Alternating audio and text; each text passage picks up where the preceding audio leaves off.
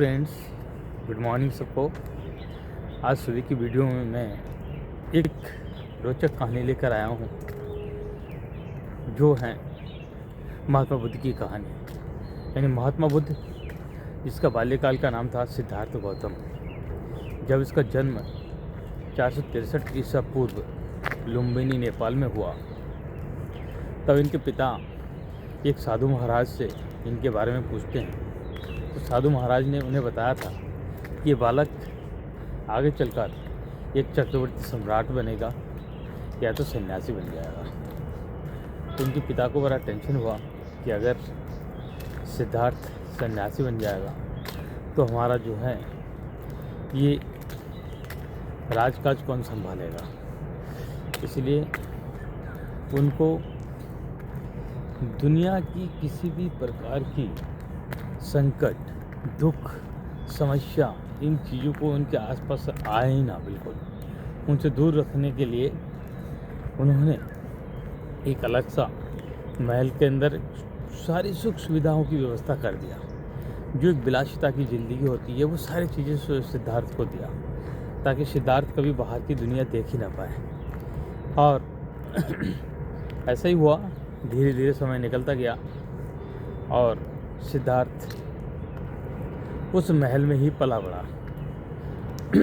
आगे चल कर के उन्होंने जब वो थोड़ा यंग हुए, युवा हो गए, तो वहाँ की सबसे सुंदर लड़की जिनका नाम था अशोधरा, उनसे सिद्धार्थ की शादी करा दी कि अब शादी हो जाए और आगे चल कर के अगर गृहस्थ आश्रम में बच जाएंगे तो शायद संन्यास ना बने। अब सिद्धार्थ को उस महल के अंदर सारी सुख सुविधाएं दी गई, उनको शादी करा दिया गया। उनका एक पुत्र भी हुआ जिसका नाम राहुल था। 29 वर्ष की आयु में जब सिद्धार्थ राजकुमार से लेकर अब उनको राजा बनने का समय आने वाला था, तब तक सिद्धार्थ ने सोचा कि हमारी ये जो धन संपत्ति वगैरह आते हैं, ये सारी चीज़ें टैक्स वगैरह कर कहाँ से क्या आते हैं, हमारा राज्य कहाँ तक फैला हुआ है, थोड़ा सा हम ज़रा घूम के देखना चाहते हैं। जैसे ही वो 29 साल की उम्र में पहली बार महल से बाहर निकला तो मित्रों उनके सामने कुछ ऐसी घटनाएं आई जिसे देखकर वो उसका हृदय परिवर्तन हो गया। प्रमुख 4 चीज़ें थी जिसमें से एक बुजुर्ग व्यक्ति को देखा गया जो वृद्ध था, एक बीमार व्यक्ति को देखा गया, एक दुखी व्यक्ति को देखा गया और एक मृत शरीर को देखा गया। इन सब चीज़ों को देख करके सिद्धार्थ की हृदय परिवर्तन हुआ और उन्होंने सोचा कि संसार दुखों से भरा हुआ है। तो सत्य और ज्ञान की खोज के लिए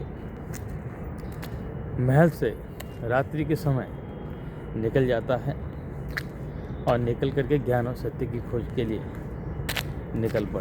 जब 29 वर्ष की आयु में सिद्धार्थ ने महल छोड़ा तब वो लगातार जप तप करने लगे, तपस्या किया, उसे ज्ञान की प्राप्ति नहीं हुई। फिर वो समाधि भी लगाई, बहुत सारे उपाय किए। जब समाधि लगाया तो अंतिम समाधि के 7 दिन की उन्होंने समाधि ली थी और समाधि लगाने के बाद उनको असली ज्ञान की प्राप्ति बौद्ध वृक्ष के नीचे मिला था। वहाँ से उसको ज्ञान मिला और जहाँ से उनको बुद्ध कहलाए। तो मित्रों, महात्मा बुद्ध की ये कहानी थी। बाद में उन्होंने अपनी शिक्षाओं को विस्तृत किया, बहुत सारे शिष्य बनाए और एक बौद्ध धर्म को चलाया, जिससे महात्मा बुद्ध को ही बौद्ध धर्म के संस्थापक मानते हैं। और उन्होंने अपनी शिक्षाएं भारत ही नहीं अपितु नेपाल, चाइना यानी चीन आदि कई देशों में अपना शिक्षाओं का प्रचार प्रसार किया और अपने संगठन बनाए और शिष्य बनाए। तो मित्रों, इस महात्मा बुद्ध की और भी लंबी चौड़ी कहानी है।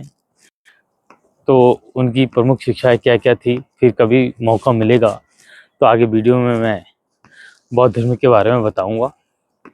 और आप सब लोग मेरे वीडियो को देखते हैं, इसके लिए बहुत बहुत धन्यवाद। Thanks for watching. अगेन दोबारा कहूँगा कि अगर वीडियो अच्छा लगे तो लाइक शेयर कमेंट जरूर कीजिए। धन्यवाद मित्रों।